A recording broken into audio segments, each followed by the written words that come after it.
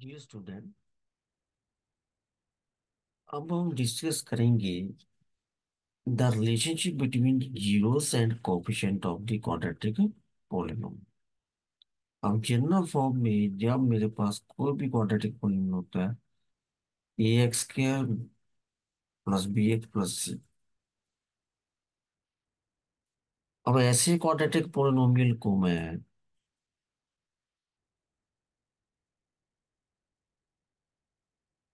Some of the zeros अगर आपने ऐसे निकाला तो क्या होगा? Minus coefficient of X divided by coefficient of X square. Product of the zero सब मैंने फाइंड आउट करना है।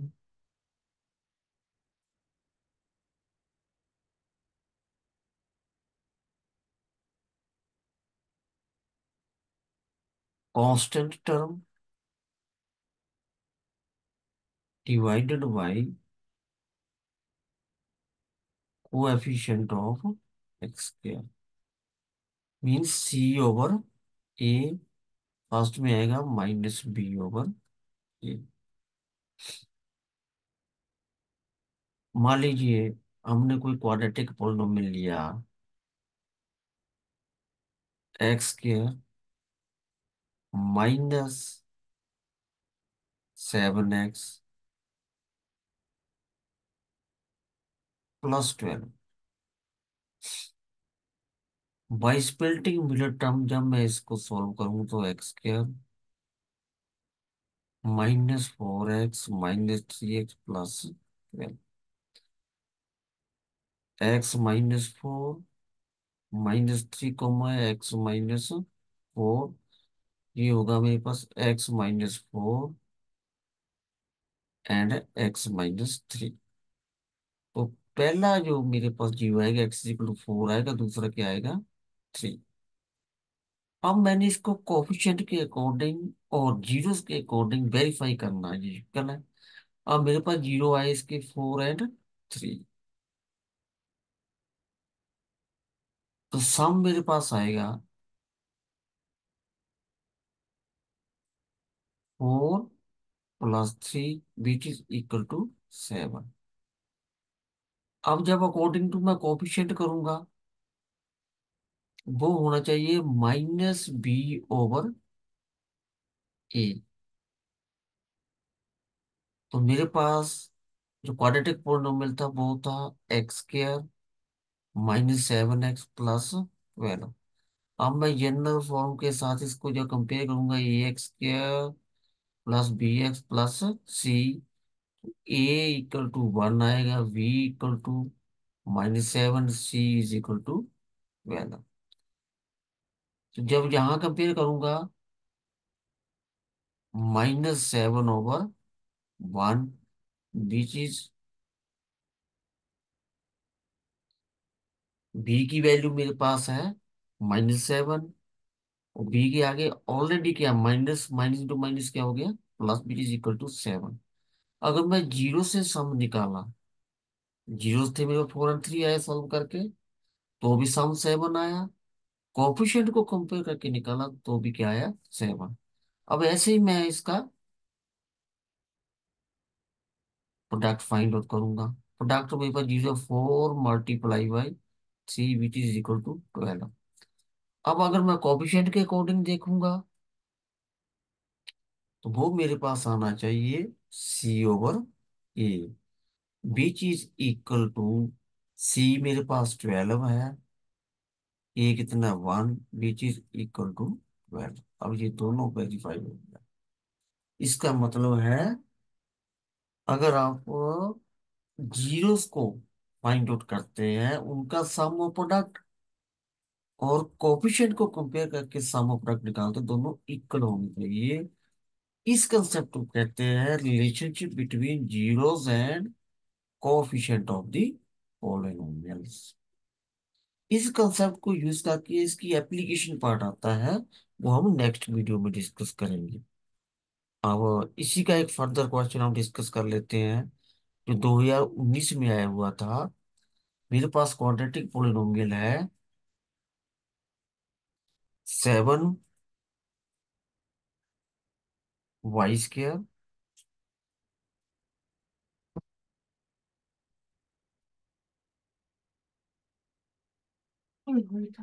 7 y स्क्वायर -11/3 y -2/3। अब इस क्वाड्रेटिक पोलिनोमियल को पहले मैंने जनरल फॉर्म में बनाना है। 3 आ गया मेरे पास एलसीएम, ये आ गया 21 y स्क्वायर -11/-2। जनरल फॉर्म में आ गया मेरे पास 21 y स्क्वायर -11 y -2। अब इसको मैं कंपेयर कर लूंगा। जनरल ये y स्क्वायर y+c।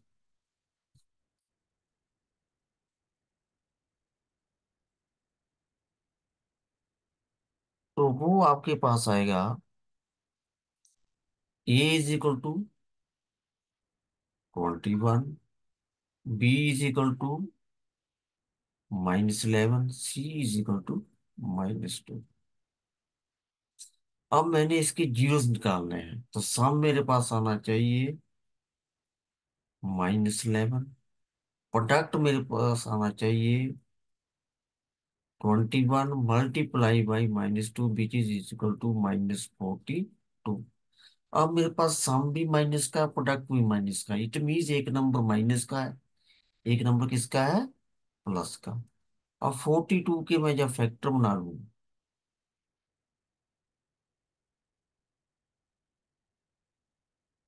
ये बनते हैं मेरे पास। अब 42 के फैक्टर जो है, जब मैंने लिखने हैं, तो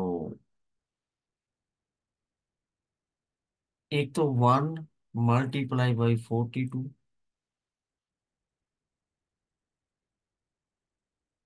और दूसरा क्या हो सकता है,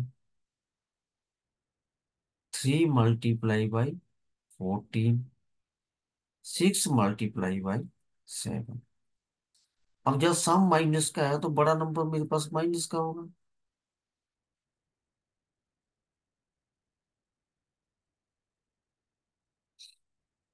तो अब इसमें से मैंने चूज करने हैं, तो ये -41 है, ये तो नहीं बनेगा। 3 - 14 -11 सम बन गया। 3 × -14 -2 प्रोडक्ट भी वेरीफाई हो गया। तो मेरे पास जो फैक्टर बने हैं 21 y स्क्वायर +3 y -14 y -2।